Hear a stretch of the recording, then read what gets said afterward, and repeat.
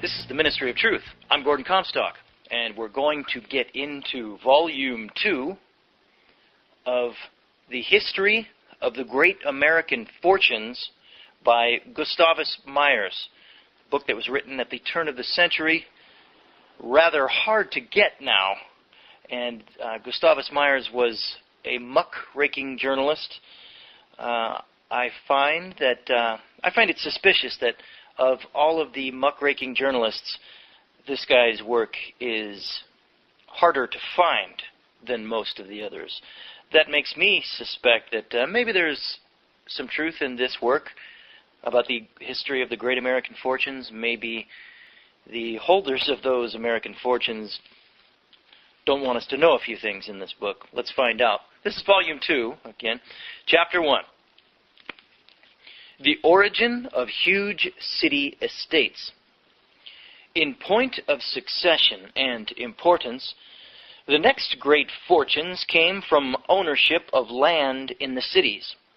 They far preceded fortunes from established industries or from the control of modern methods of transportation.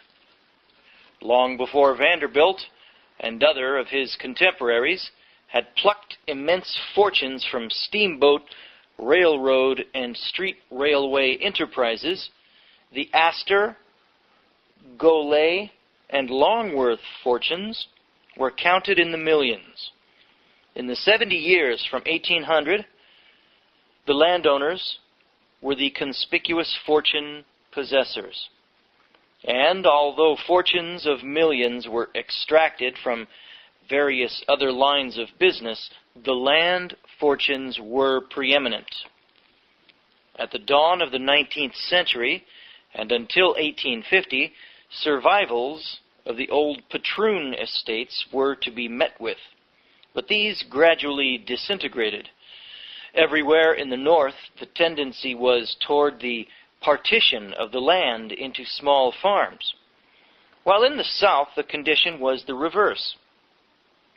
The main fact which stood out was that the rich men of the country were no longer those who owned vast tracts of rural land. That powerful kind of landowner had well nigh vanished. The manorial lords pass away. For more than 2 centuries, the manorial lords had been conspicuous functionaries, shorn of much power by the alterations of the Revolution. They still retained a part of their state and estate, but changing laws and economic conditions drove them down and down in the scale until the very names of many of them were gradually lost sight of. As they descended in the swirl, other classes of rich men jutted into strong view. Chief among these nascent classes were the landowners of the cities, at first grubbling tradesmen and land speculators, and finally rising to the crowning position of multimillionaires. Originally, as we have seen, the manorial magnate himself made the laws and decreed justice. But in 2 centuries, great changes had taken place. He now had to fight for his very existence. Thus, to give one example, the manorial men in New York were confronted in 1839 by a portentous movement. Their tenants were in a state of unrest. On the Van Rensselaer, the Livingston, and other of the feudal estates, they rose in revolt. They objected to the continuing system which gave the lords of these manors much the same rights over them as a lord in England exercised over his tenants. Under the leases that the manorial lords compelled their tenants to sign, there were oppressive anachronisms. If he desired to entertain a stranger in his house for 24 hours, the tenant was required to get permission in writing. He was forced to obligate himself not to trade in any commodities except the produce of the manor. He could not get his flour ground anywhere else than at the mill of the manor, without violating his lease and facing ejectment. Nor could he buy anything at any place except at the store of the manorial magnate. These were the rights reserved to the manorial lords after the Revolution, because theirs were the rights of private property. And as has often been set forth, property absolutely dominated the laws and greatly nullified the spirit of a movement made successful by the blood and lives of the masses in the Revolutionary Army. Tardily, subsequent legislatures had abolished all feudal tenures, but these laws were neither effective nor were they enforced by the authorities who reflected and represented the interests of the proprietors of the manors. On their part, the manorial men believed that self-interest, pride, and adherence to ancient traditions called for the perpetuation of their arbitrary power of running their domains as they pleased. They refused to acknowledge that law had any right to interfere in the managing of what they considered their private affairs.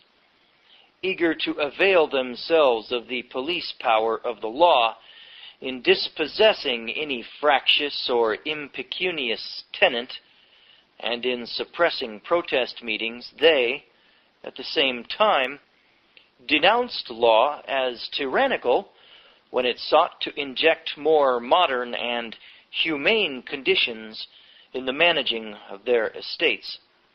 They stubbornly insisted upon a tenantry, and as obstinately contested any forfeiture of what they deemed their property rights. Feudal tenures abolished. A long series of reprisals and an intense agitation developed. The anti-renters mustered such sympathetic political strength and threw the whole state into such a vortex of radical discussion that the politicians of the day, fearing the effects of such a movement, practically forced the manorial magnates to compromise by selling their land in small farms, which they did at exorbitant prices. They made large profits on the strength of the very movement which they had so bitterly opposed. Affrighted at the ominous unrest of a large part of the people, and hoping to stern it, the New York Constitutional Convention in 1846 adopted a constitutional inhibition on all feudal tenures, an inhibition so drafted that no legislature could pass a law contravening it. So, in this final struggle, passed away the last vestiges of the sway of the all-powerful patroons of old. They had become archaic. It was impossible for them to survive in the face of newer conditions, for they represented a bygone economic and social era. Their power was one accruing purely from the extent of their possessions and discriminative laws. When these were wrenched from their grasp, their importance as wielders of wealth and influence ceased. They might still boast of their lineage, their aristocratic enclosure and culture, and their social altitude, but these were about the only remnants of consolation left. The time was unpropitious for the continuation of great wealth based upon rural or small-town land. Many influences conspired to make this land a variable property, while these same influences, or a part of them, fixed upon city land an enhancing and graduating permanency of value. The growth of the shipping trade built up the cities and attracted workers and population generally. The establishment of the factory system in 1790 had a twofold effect. It began to drain country sections of many of the younger generations, and it immediately enlarged the trading activities of the cities.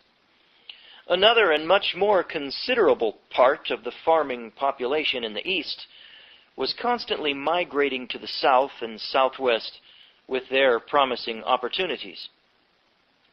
Some country districts thinned out, others remained stationary. But whether the rural census increased or not, there were other factors which sent up or down the value of farming lands.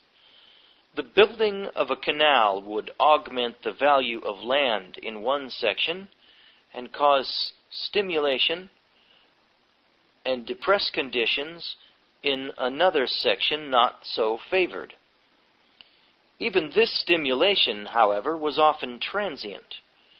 With each fresh settlement of the West, and with the construction of each pioneer railroad, new and complex factors turned up which generally had a depreciating effect upon eastern lands. A country estate worth a large sum in one generation might very well succumb to a mortgage in the next. Notice how Gustavus Myers writes disparagingly of mortgages.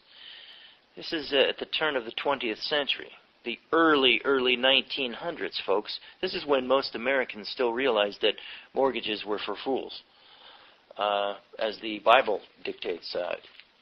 In Proverbs, I can't quote it, I hope too soon, but I'm studying. The debtor is the slave to the person in debt is a slave to the person who's loaning him the money. I just got finally, I got a CD player in my car. So I bought a whole volume of King James Bible on CD, and I'm listening to that on the way to work and on the way home, because I'm tired of fumbling over not being able to memorize Scripture. I'm not the best memorizer. I'm rather poor at memorizing things, by the way. I'm more of a big picture thinker. I get the big picture, and it's hard for me to memorize specifics, but I got to overcome that. So anyway, I remember where they are. I remember roughly what they mean. I remember the books that they're in the Bible, these verses that I try to come up with. But quoting them, man. How'd you like to be a Jack Van Impe and be able to memorize pretty much the whole Bible and be able to quote verse after verse and pull this verse out exactly word for word, verbatim, and yet have the meaning, the message of the Bible completely warped in your theology? To be able to have that kind of memorization power and to be that wrong, to be that stupid and twisted in your theology. I think I'd rather be like myself and understand the big picture and be a poor memorizer. Anyway, getting back to the book. The new aristocracy. But fortunes based upon land in the cities were endued with a mathematical certainty and a perpetuity. City real estate was not subject to the extreme fluctuating processes which so disordered the value of rural land. All of the tendencies and currents of the times favored the building up of an aristocracy based upon ownership of city property. Compared to their present colossal proportions, the cities were then mere villages. There was a nucleus of perhaps a mile or two of houses, beyond which were fields and orchards, meadows and wastes. These could be bought for an insignificant sum. With the progressing growth of commerce and population, with immigration continually going on, every year witnessing a keener pressure for occupation of the land, the value of this latter was certain to increase. There was no chance of its being otherwise. Up to 1825, it was a mooted question whether the richest landowners would arise in New York, Philadelphia, Boston, or Baltimore. For many years, Philadelphia had been far in the lead in extent of commerce. But the opening of the Erie Canal at once settled this question. At a bound, New York attained the rank of the foremost commercial city in the United States, completely outstripping its competitors. While the trade of these fell off precipitately, the population and trade of New York City nearly doubled in a single decade. The value of land began to increase stupendously. The swamps, rocky wastes, and flats, and the land underwater of a few years before became prolific sources of fortunes. Land which had been worth a paltry sum 10 or 20 years before sprang to a considerable value and, in course of time, with the same causes in a more intense ratio of operation, was vested with a value of hundreds of millions of dollars. This being so, it was not surprising that the richest landowners should appear first in New York City and should be able to maintain their supremacy. The wealth of the landowners soon completely eclipsed that of the shippers. Enormous as were the profits of the shipping business, they were immediate only. In the contest for wealth, it was inevitable that the shippers should fall behind. Their business was one of peculiar uncertainties. The hazards of the sea, the fluctuations and vicissitudes of trade, the severe competition of the times, exposed their traffic to many mutations. Many of the rich shipowners well understood this. The surplus wealth derived from commerce on the seas they invested in land, banks, factories, turnpikes, insurance companies, railroads, and in some instances, lotteries. Those shipping millionaires who clung exclusively to the sea fell in the scale of the rich class, especially as the time came when foreign shipping largely supplanted the trade hitherto carried in American cutters. Other shippers, who applied their surplus capital to investments in other forms of trade and ownership, advanced rapidly in wealth. City land, the supreme factor. Between land ownership and other forms, however, there was a great difference. Trade was then extremely individualistic. The artificial controlling power, called the corporation, was in its earliest infantile condition. The heirs of the owner of 60 line of sail might not possess the same astuteness, the same knowledge, adroitness, and cunning, or, let us say, the same unscrupulousness, the same severe application as the founder. Consequently, the business would decay or fall into the hands of others shrewder or more fortunate. As to the factories, the condition was somewhat the same. And after the organization of labor unions, the possibility of strikes was an ever-present danger to the constant flow of profits. Banks were by no means fixed, unchangeable establishments. Like other media of profit-making, the extent of their power and profits depended upon prevailing conditions and very largely upon the favoritism or policy of government. At any time, the party controlling government functions might change, and a radically different policy in banking, tariff, or other laws be put in force. These changing laws did not, it is true, virtually benefit the masses. of the people, for one set or other of the propertied interests almost invariably benefited. The laws enacted were usually in response to a demand made by contending propertied interests. The trade and political struggles carried on by the commercial interests were a series of incessant wars in which every individual owner, firm, or combination was fiercely resisting competitors or striving for their overthrow.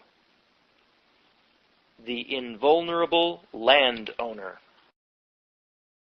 But the landowner occupied a superior position which neither political conditions nor the flux of changing circumstances could materially assail. He was ardently individualistic, also in that he demanded, and was accorded, the unimpaired right to get land in any way that he legally could, hold a monopoly of as much of it as he pleased, and dispose of it as he willed. In the very act of asserting this individualism, he called upon society, through its machinery of government, for the enactment of particular laws to guarantee him the sole possession of his land and uphold his claims and rights by force if necessary. These were all the basic laws that he needed, and these laws did not change. From generation to generation, they remained fixed, immovable. The interests of all landowners were identical. Those of the traders were varying and conflicting. For long periods, the landowner could expect the continuance of existing fundamental laws regarding the ownership of land, while the shipper, the factory owner, the banker, did not know what different set of laws might be enacted at any time.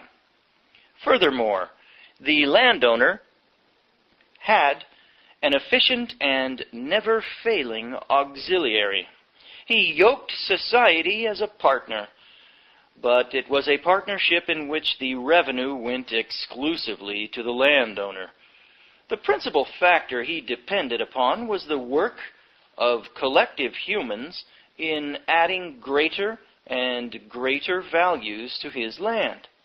Broadly speaking, his share consisted in merely looking on.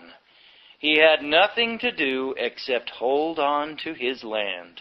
His sons, grandsons, his descendants, down to his remotest posterity, need do even less.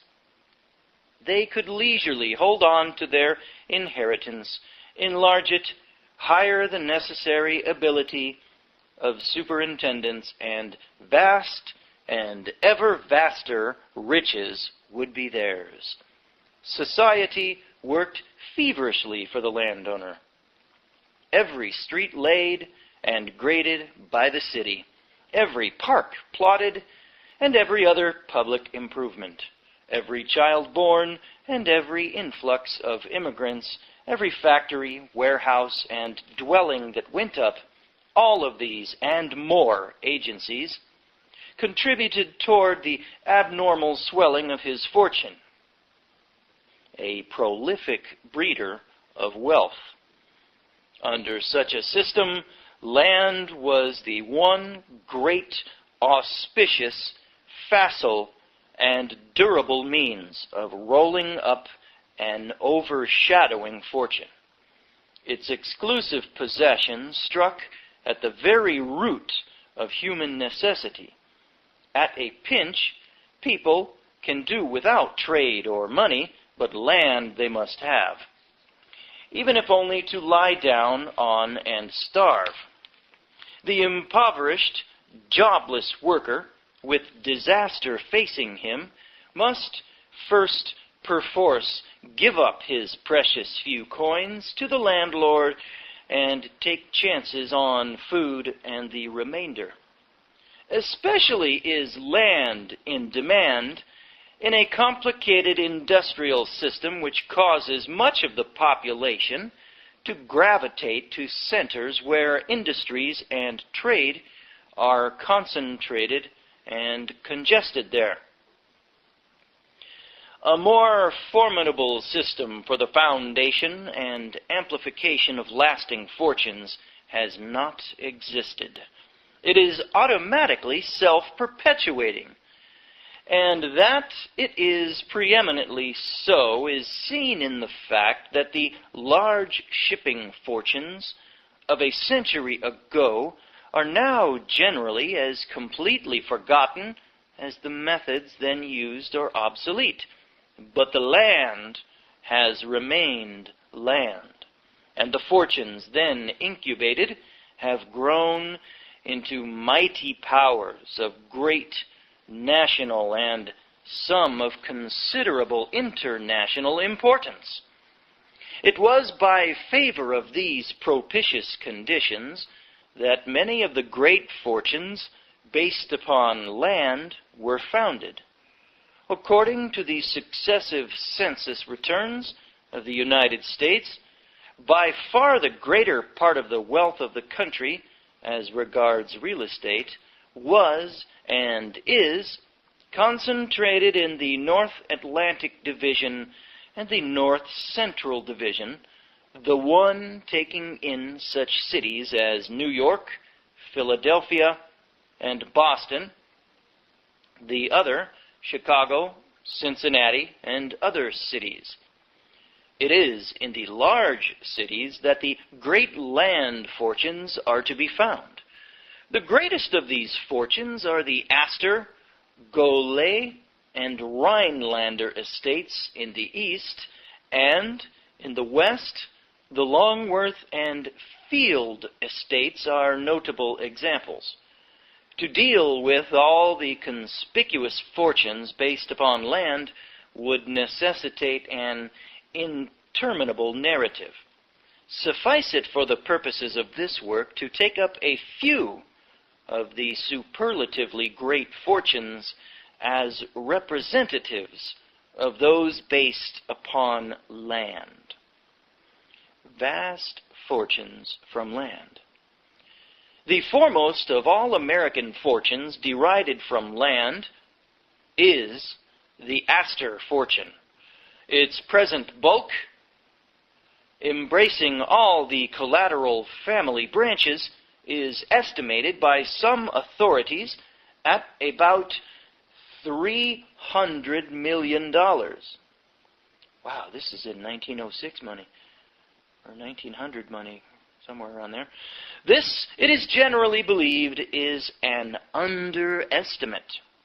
As long ago as 1889, when the population of New York was much less than now, Thomas G. Shearman, a keen student of land conditions, placed the collective wealth of the Astors at $250 million. The stupendous magnitude of this fortune alone may at once be seen in its relation to the condition of the masses of the people.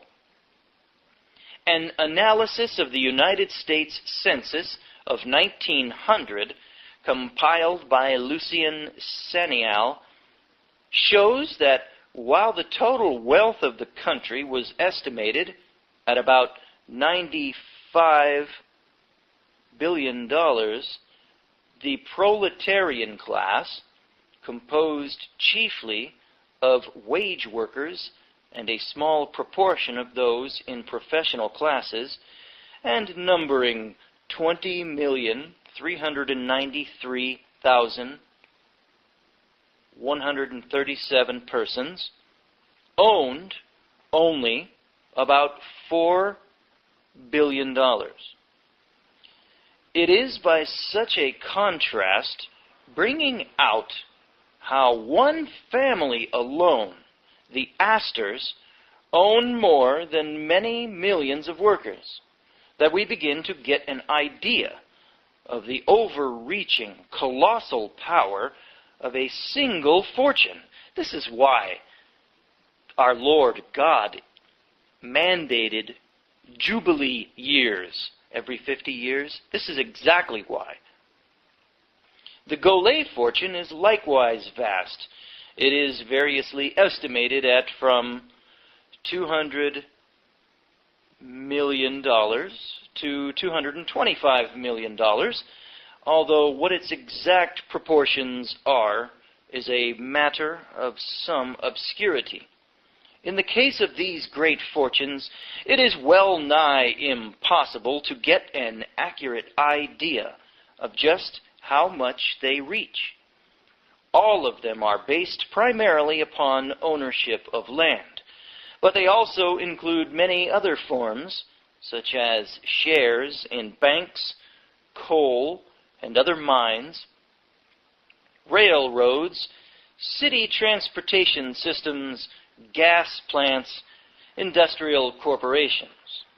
Even the most indefatigable tax assessors find it such a fruitless and elusive task in attempting to discover what personal property is held by these multimillionaires that the assessment is usually a conjectural or haphazard performance.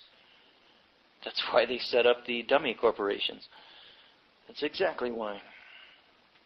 The extent of their land holdings is known. These cannot be hid in a safe deposit vault. But their other varieties of property are carefully concealed from public and official knowledge.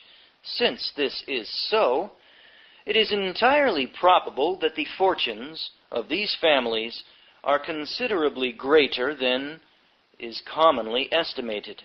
The case of Marshall Field, a Chicago Croesus, who left a fortune valued at about $100 million, is a strong illustration. This man owned $30 million worth of real estate in Chicago alone.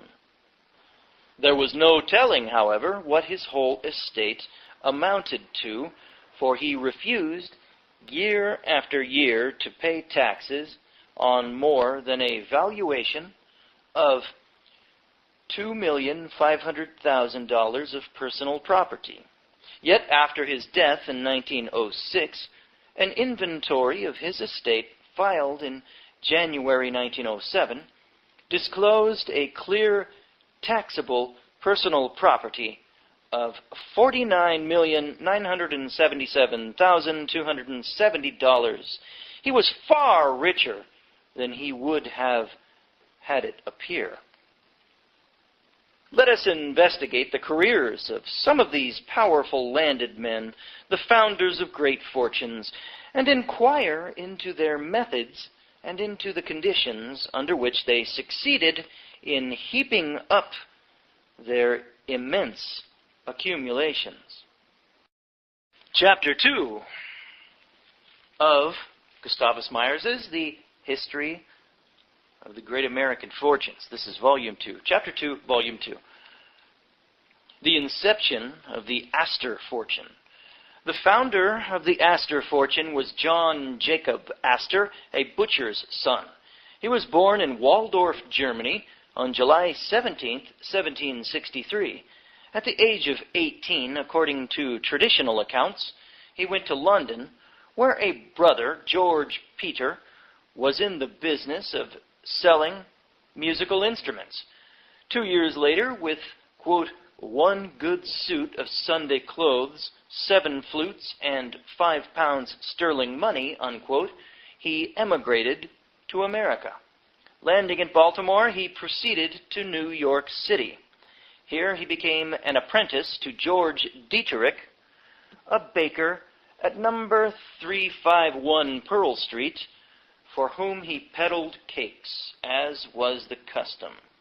Walter Barrett insists that this was Astor's first occupation in New York. Later, Astor went into business for himself. Quote, for a long time, unquote, says Barrett, quote, he peddled fur skins and brought them where he could, and bartered cheap jewelry, etc., from the pack he carried on his back, unquote. Another story is that he got a job beating furs for $2 a week and board in the store of Robert Bowen, a New York merchant. That while in this place he showed great zest in quizzing the trappers who came in to sell furs, and that in this fashion he gained considerable knowledge of the fur animals. The story proceeds that as Bowen grew older, he entrusted to Astor the task of making long and fatiguing journeys to the Indian tribes in the Adirondacks and Canada, and bargaining with them for furs. Astor's early career. Astor got together enough money to start in the fur business for himself in 1786 in a small store on Water Street. It is not unreasonable to suppose that at this time he, in common with all the fur dealers of the time, participated in the current methods of defrauding the Indians. It is certain that he contrived to get their most valuable furs for a jug of rum or for a few toys or notions. Returning from these strokes of trade, he would ship large quantities of the furs to London, where they were sold at great profit. His marriage to Sarah Todd, a cousin of Henry Brevoort, brought him a good wife who had the shining quality of being economical and an accession of some means and considerable family connections. Remarkably close-fisted, he weighed over every penny. Don't you love these super-rich misers? They're always misers, these super-rich. Why? Because money's their god. As fast as his means increased, he used them in extending his business. By 1794, he was somewhat of an expansive merchant. Scores of trappers and agents ravaged the wilderness at his command. Periodically, he shipped large quantities of furs to Europe. His modest, even niggardly, ways of living in rooms over his store were not calculated to create the impression that he was a rich man. It was his invariable practice habitually to deceive others as to his possessions and plans. But when in 1800 he removed to number 223 Broadway, at the corner of Vesey Street, then a fashionable neighborhood, he was rated, perforce, as a man of no inconsiderable means. He was, in fact, as nearly as can be gathered, worth at this time $250,000, a monumental fortune at a period when a man who had $50,000 was thought rich, when a good house could be rented for $350 a year, and when $750 or $800 would fully defray the annual expenses of the average well-living family. The great profits from the fur trade naturally led Astor into the business of being his own ship-owner and shipper, for he was a highly efficient organizer and well understood the needlessness of middlemen. A beaver skin bought for $1 from the Indian or white trappers in western New York could be sold in London for $6.25. On all other furs there were the same large profits, but in addition to these, Astor saw that his profits could be still further increased by investing the money that he received from the sale of his furs in England in English goods and importing them to the United States.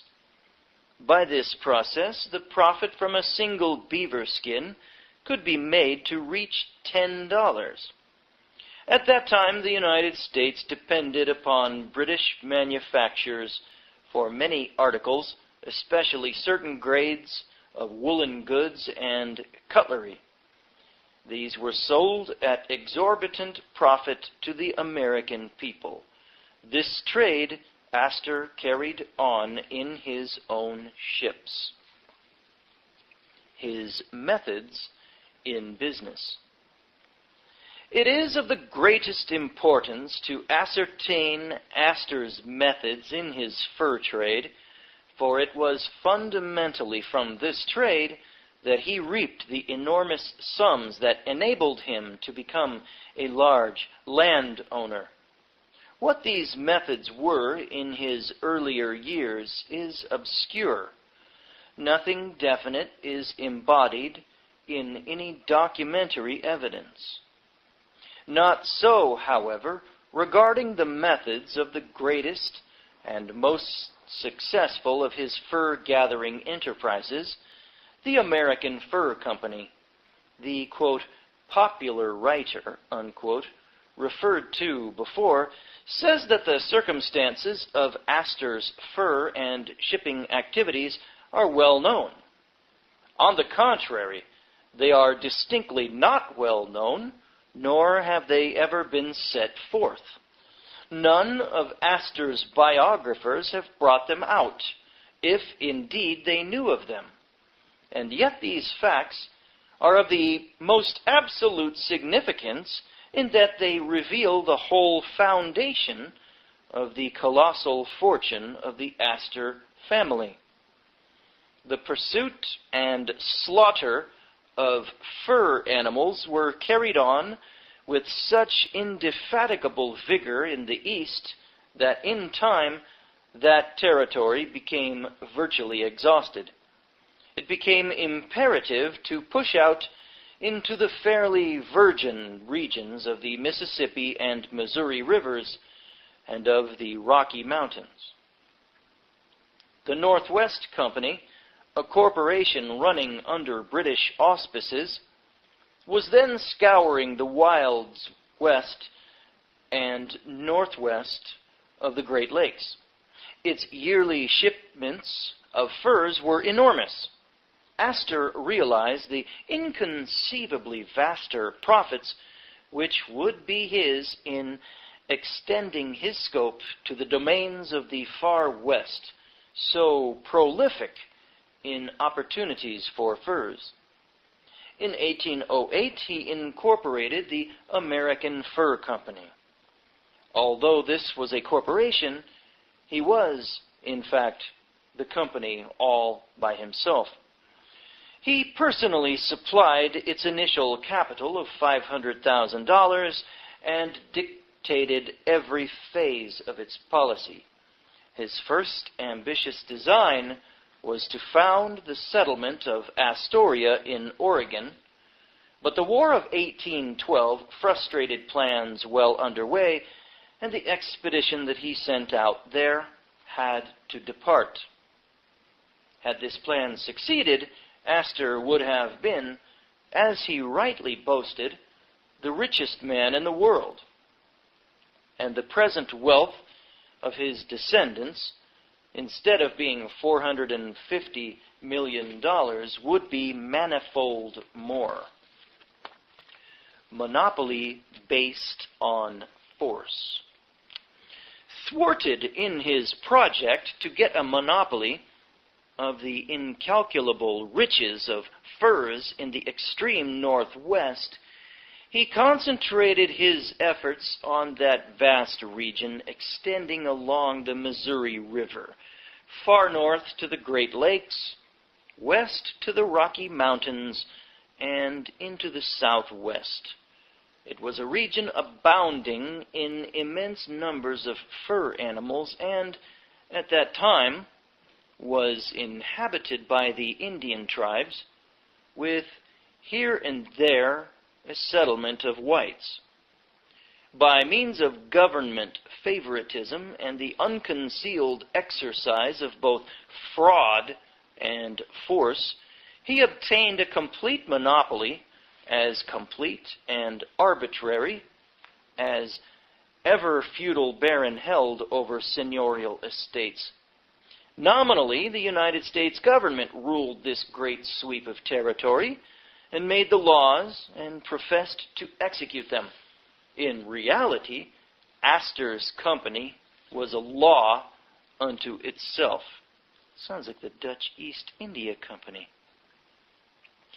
That it employed both force and fraud and entirely ignored all laws enacted by Congress is as clear as daylight from the government reports of that period.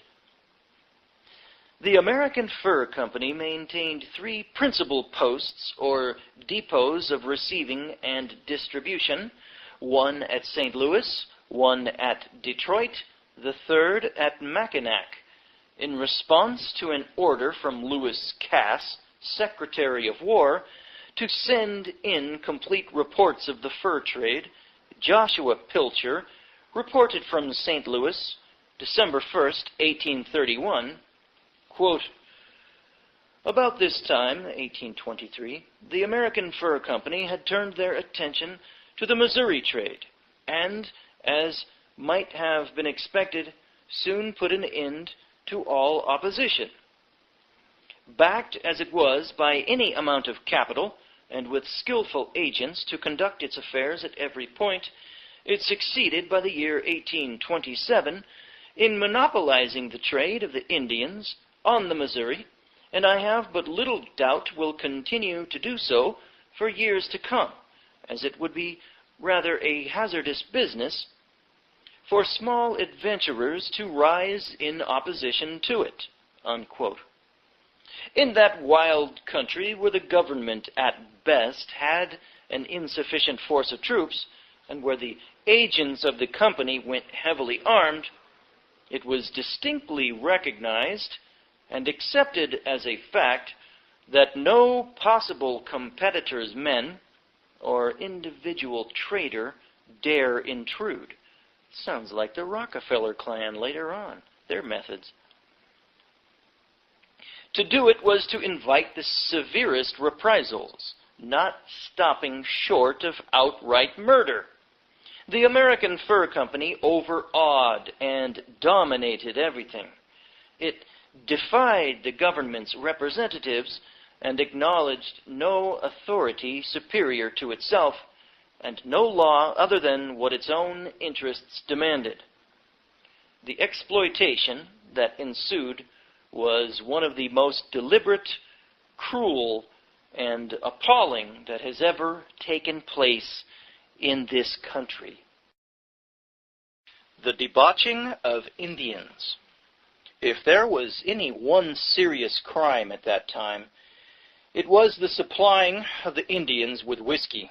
The government fully recognized the baneful effects of debauching the Indians and enacted strict laws with harsh penalties. Astor's company brazenly violated this law, as well as all other laws conflicting with its profit interests. It smuggled in prodigious quantities of rum. The traders' ancient trick of getting the Indians drunk and then swindling them of their furs and land was carried on by Astor on an unprecedented scale. To say that Astor knew nothing of what his agents were doing is a palliation not worthy of consideration. He was a man who knew and attended to even the pettiest details of his varied business. Moreover, the liquor was dispatched by his orders direct by ship to New Orleans, and from thence up the Mississippi to St. Louis and to other frontier points. The horrible effects of this traffic and the consequent spoliation were set forth by a number of government officers. Colonel J. Snelling, commanding the garrison at Detroit, sent an indignant protest to James Barber, Secretary of War, under date of August 23, 1825. Quote, "He who has the most whiskey generally carries off the most furs," unquote, wrote Colonel Snelling. And he then continued, quote, "The neighborhood of the trading houses where whiskey is sold presents a disgusting scene of drunkenness, debauchery, and misery. It is the fruitful source of all our difficulties, and of nearly all the murders committed in the Indian country.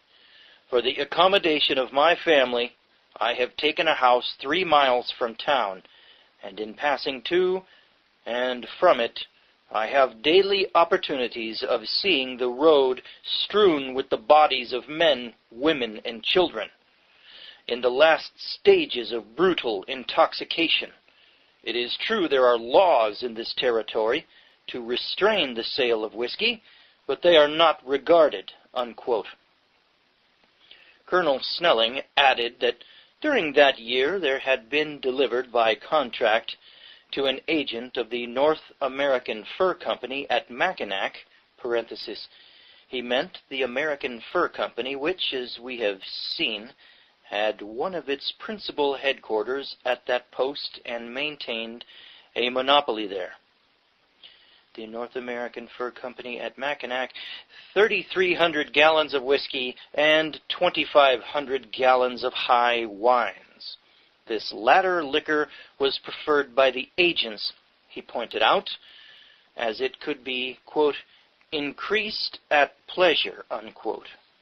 Colonel Snelling went on, quote, I will venture to add that an inquiry into the manner in which the Indian trade is conducted, especially by the North American Fur Company, is a matter of no small importance to the tranquility of the borders, unquote.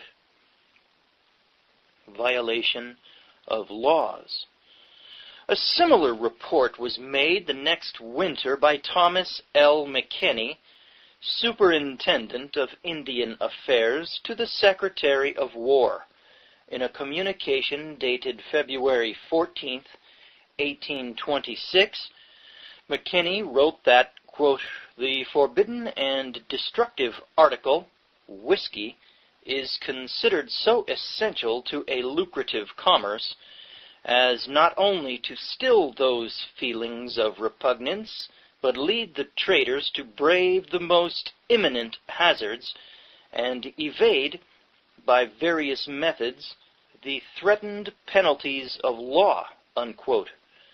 The superintendent proceeded to tell of the recent seizure by General Tipton, Indian agent at Fort Wayne, of an outfit in transit containing a considerable supply of whiskey, which was owned in large part, he says, by the American Fur Company.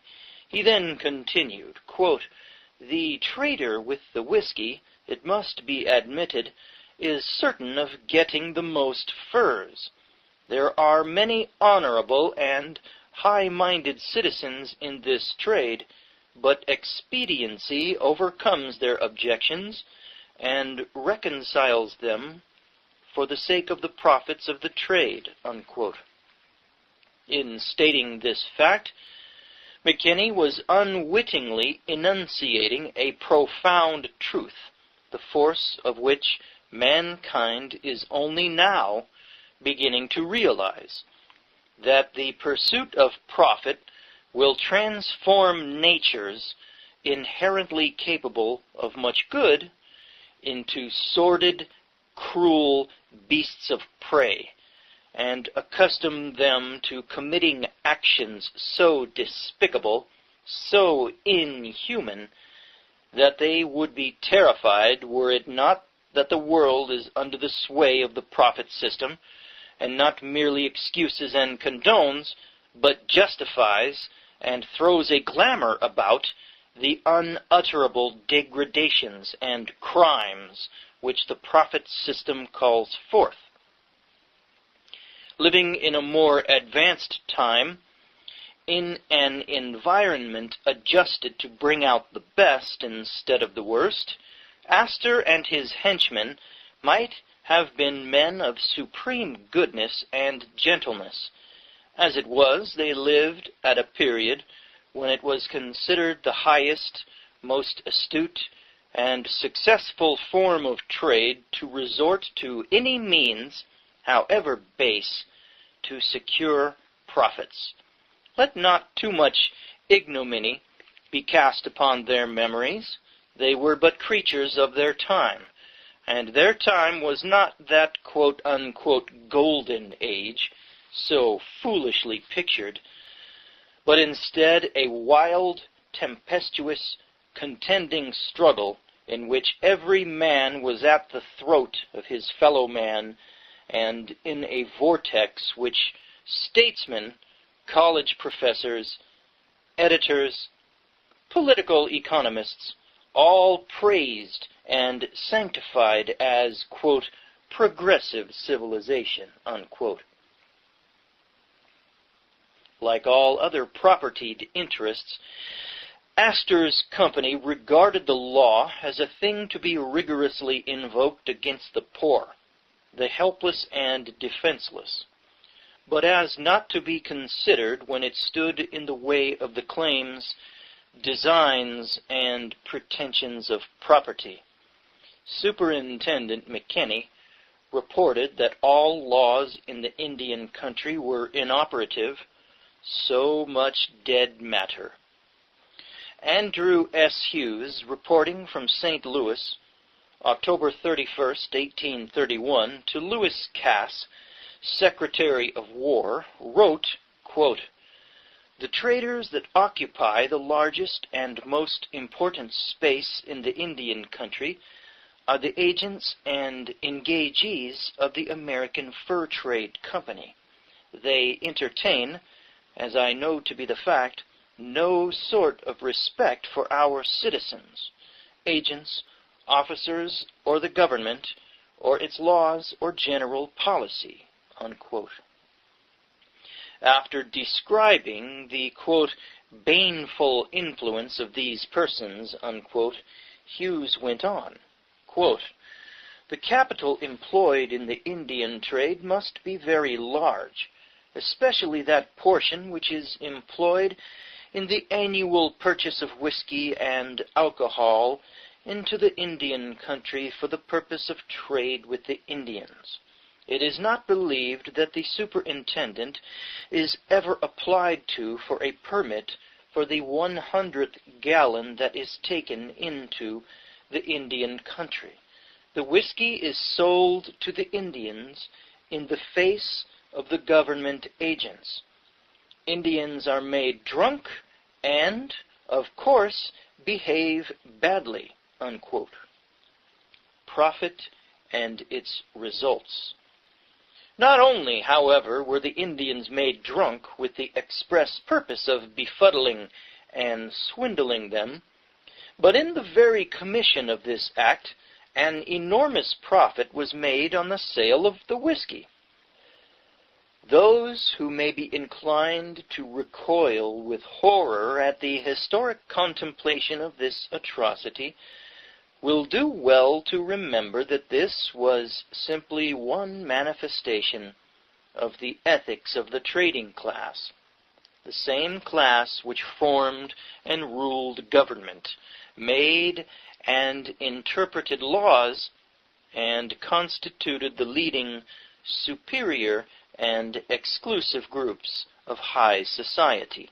Hughes continued, quote, "I am informed that there is but little doubt but a clear gain of more than $50,000 has been made this year on the sale of whiskey to the Indians on the Missouri River.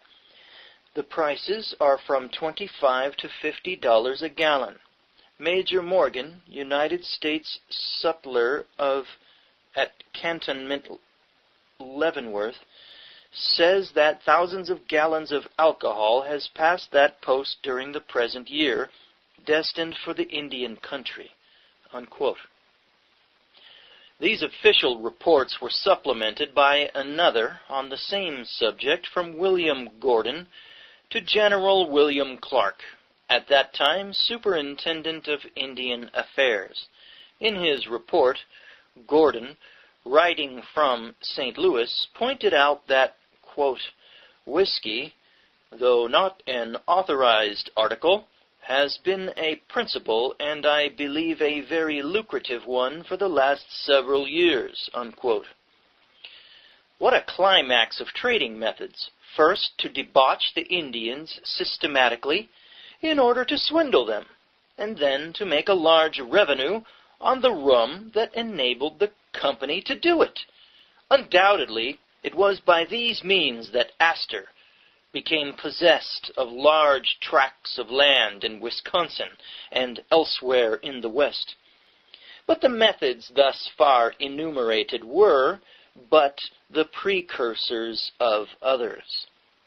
When the Indians were made maudlin drunk and bargained with for their furs, were they paid in money? By no means.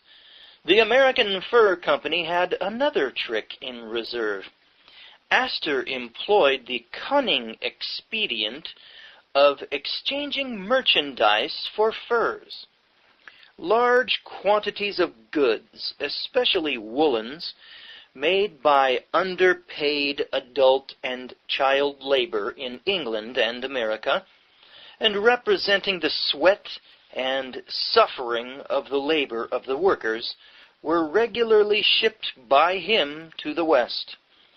For these goods the Indians were charged 1/2 again or more what each article cost, after paying all expenses of transportation. Reporting from St. Louis, October 24, 1831, in a communication to the Secretary of War, Thomas Forsyth gave a description of this phase of the American Fur Company's dealings. He said, quote, "In the autumn of every year when the hunting season began, the trader carefully avoids giving credit to the Indians on many costly articles, such as silver works, wampum, scarlet cloth, fine brindles, etc., etc., as also a few woolens, such as blankets, strouds, etc., unless it be to an Indian whom he knows will pay all his debts. In that case he will allow the Indian on credit everything he wishes. Traders always prefer giving credit on gunpowder, flints, lead, knives, tomahawks, hoes, domestic cottons, etc., which they do at the rate of 300 or 400%, and if 1/4 of the price of these articles be paid, he is amply remunerated." Unquote. Nor were these the final injustices and infamies heaped upon the untutored aborigines. It was not enough that they should be pillaged of their possessions, that the rights guaranteed them by the solemn treaties of government should be blown aside like so much waste paper by the armed force of the American Fur Company, that whole tribes should be demoralized with rum and then defrauded, that shoddy merchandise, for which generally no market could be found elsewhere, should be imposed upon them at such incredibly high prices that they were bound to be beggared. These methods were not enough. Never were human beings so frightfully exploited as these ignorant, unsophisticated savages of the West. Through the long winters they roamed the forests and the prairies, and assiduously hunted for furs, which eventually were to clothe and adorn the aristocracy of America, Europe, and Asia. When in the spring they came with their spoil, they were, with masterly cunning, artfully made intoxicated and then robbed. Not merely robbed in being charged ruinous prices for merchandise, but robbed additionally in the weight of their furs. Forsyth relates that for every $1 in merchandise that the Astor Company exchanged for furs, the company received $1.25 or $1.50 in fur values, undoubtedly by the trader's low trick of short weighing. Wow! And what does the Old Testament, God's law, require? Just weights and measures. Wow. So Astor was using unjust weights and measures. He was a cheater. And a lot of other base, immoral things. A long record of violence. In law, the Indian was supposed to have certain rights, but Astor's company not only ignored, but flouted them. Now, when the Indians complained, what happened? Did the government protect them? The government, and especially the courts, were quick and generous in affording the greatest protection and the widest latitude to Astor's company. But when the Indians resented the robberies and injustices to which they were subjected beyond bearing, they were murdered. They were murdered wantonly and in cold blood. And then urgent alarmist representations would be sent to Washington that the Indians were in a rebellious state, whereupon troops would be punitively hurried forth to put them down in slaughter. In turn, goaded by an intense spirit of revenge, the Indians would resort to primitive force and waylay, rob and murder the white agents and traders. See, this never happened with the Pilgrims and the Moravians, the two of the Christian sects that came to the New World early on. They established relationships with the Indians such that many were being converted. And of course, that's where we get Thanksgiving today. And then the scumbags, the derelicts, the evil and often Masonic crowd comes in and begins wiping out these people that otherwise might be converted for Christ. What a sorry... This, again, folks, is why I read this stuff.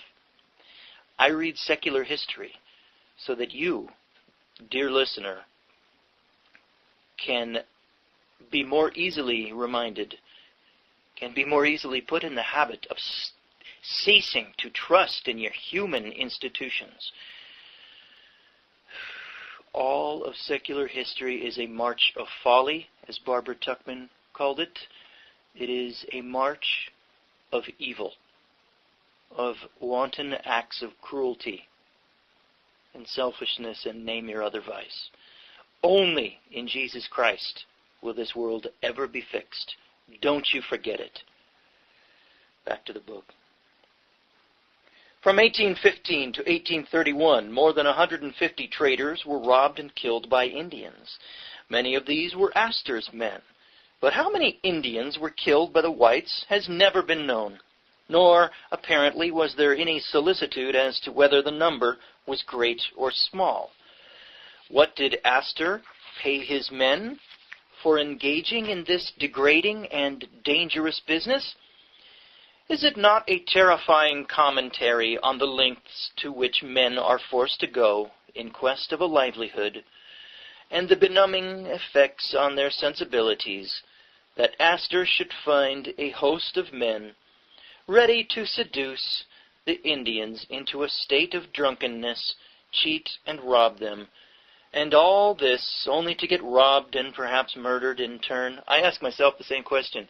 Why is it so easy for the Rockefellers to find candidates to have a seat in the Council on Foreign Relations? Why are there that many evil people in the world, that they're so easy to find? Why are there so many of every... Name your vice, and it's so easy to find willing volunteers to commit it.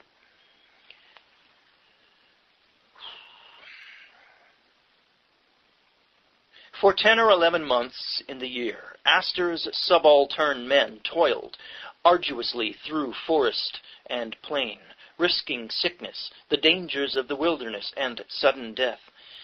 They did not rob because it benefited them.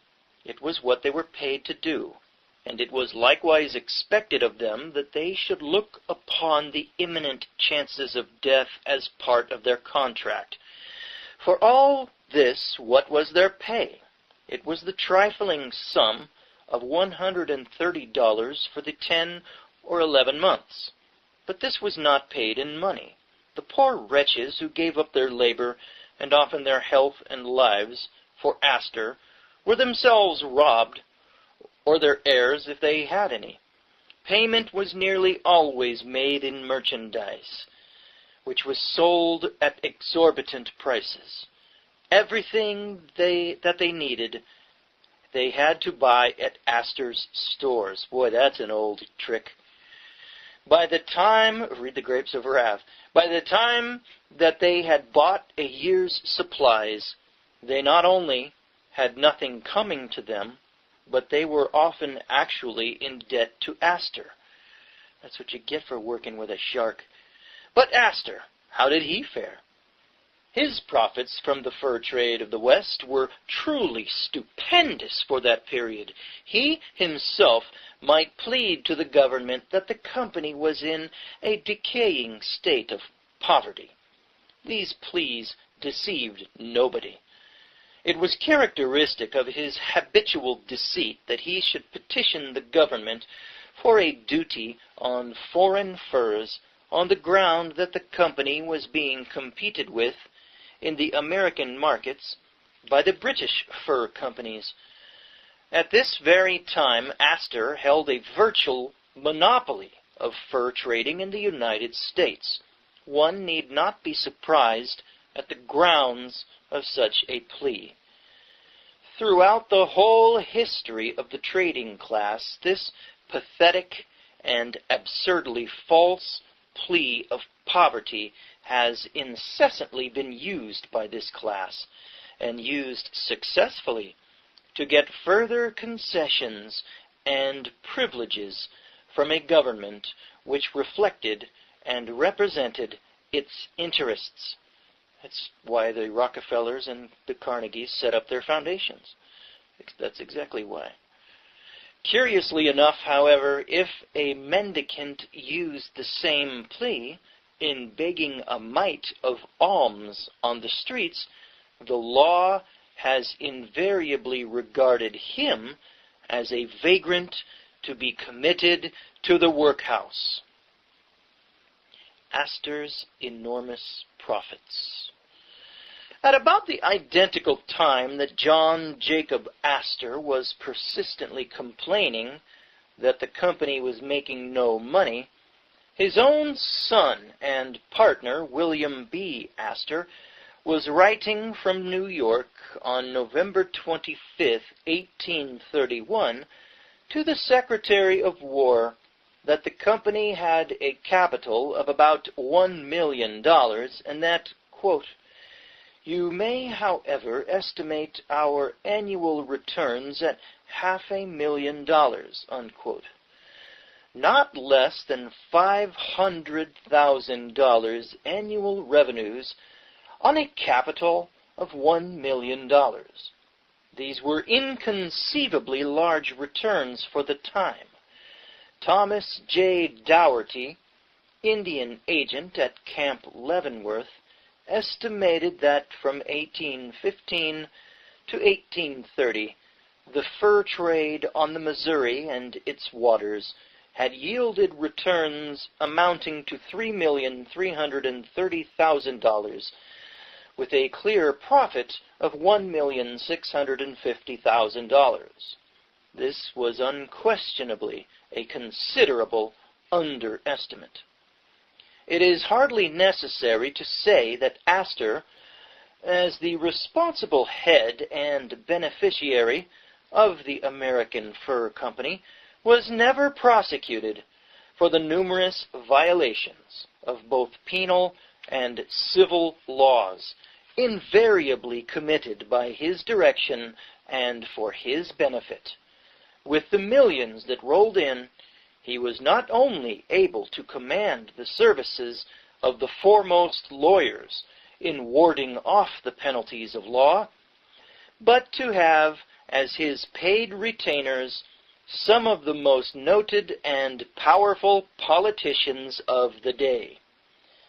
Senator Benton of Missouri, a leading light in the Democratic Party, was not only his legal representative in the West, and fought his cases for him, but as a United States Senator introduced in Congress measures which Astor practically drafted, and the purport of which was to benefit Astor and Astor alone.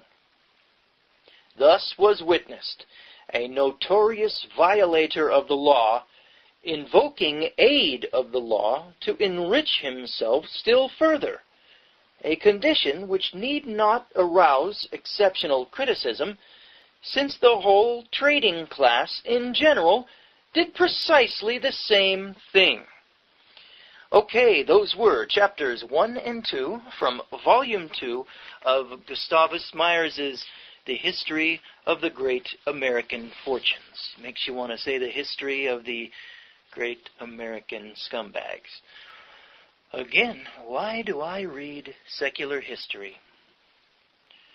In trying to put forth the message of Jesus Christ. I do so to show you how hopeless secular human history is without fail.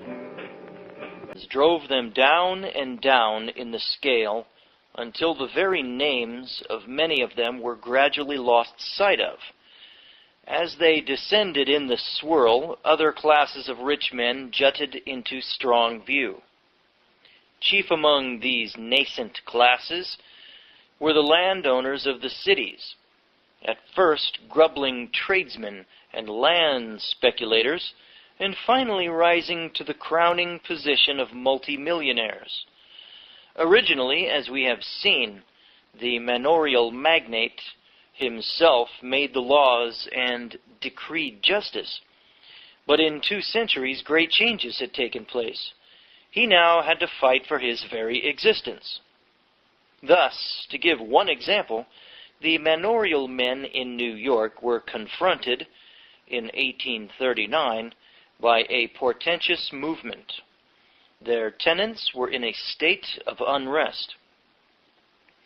On the Van Rensselaer, the Livingston, and other of the feudal estates, they rose in revolt.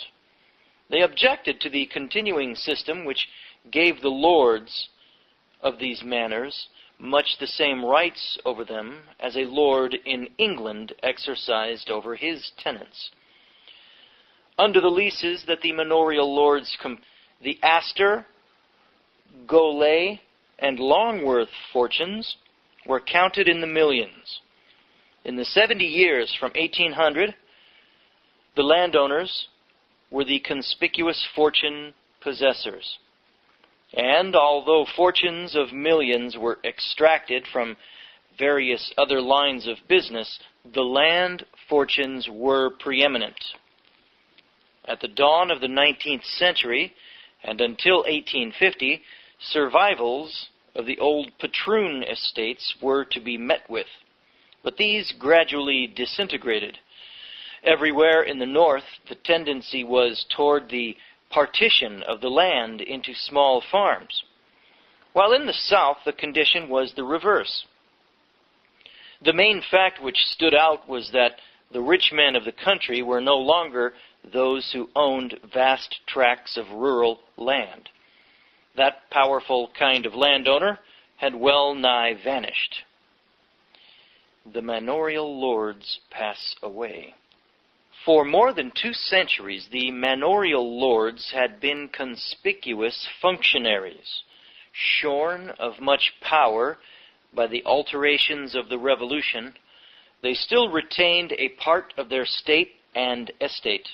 But changing laws and economic conditions compelled their tenants to sign. There were oppressive anachronisms. If he desired to entertain a stranger in his house for 24 hours, the tenant was required to get permission in writing. He was forced to obligate himself not to trade in any commodities except the produce of the manor. He could not get his flour ground anywhere else than at the mill of the manor without violating his lease and facing ejectment. Nor could he buy anything at any place except at the store of the manorial magnate. These were the rights reserved to the manorial lords after the Revolution, because theirs were the rights of private property. And as has often been set forth, property absolutely dominated the laws and greatly nullified the spirit of a movement made successful by the blood and lives of the masses in the Revolutionary Army. Tardily, subsequent legislatures had abolished all feudal tenures, but these laws were neither effective nor were they enforced by the authorities who reflected and represented the interests of the proprietors of the manors.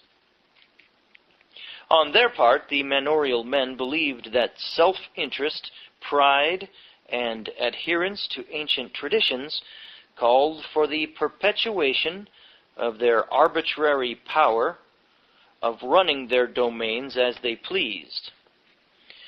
They refused to acknowledge that law had any right to interfere in the managing of what they considered their private affairs. Eager to avail themselves of the police power of the law in dispossessing any fractious or impecunious tenant, and in suppressing protest meetings, they, at the same time, denounced law as tyrannical when it sought to inject more modern and humane conditions in the managing of their estates. They stubbornly insisted upon a tenantry, and as obstinately contested any forfeiture of what they deemed their property rights. Feudal tenures abolished. A long series of reprisals and an intense agitation developed. The anti-renters mustered such sympathetic political strength and threw the whole state into such a vortex of radical discussion that the politicians of the day, fearing the effects of... This is the Ministry of Truth. I'm Gordon Comstock, and we're going to get into Volume 2 of The History of the Great American Fortunes by Gustavus Myers, a book that was written at the turn of the century, rather hard to get now. And Gustavus Myers was a muckraking journalist. I find it suspicious that of all of the muckraking journalists, this guy's work is harder to find than most of the others. That makes me suspect that maybe there's some truth in this work about the history of the great American fortunes. Maybe the holders of those American fortunes don't want us to know a few things in this book. Let's find out. This is Volume 2, again, Chapter 1. The Origin of Huge City Estates. In point of succession and importance, the next great fortunes came from ownership of land in the cities. They far preceded fortunes from established industries or from the control of modern methods of transportation. Long before Vanderbilt and other of his contemporaries had plucked immense fortunes from steamboat, railroad, and street railway enterprises,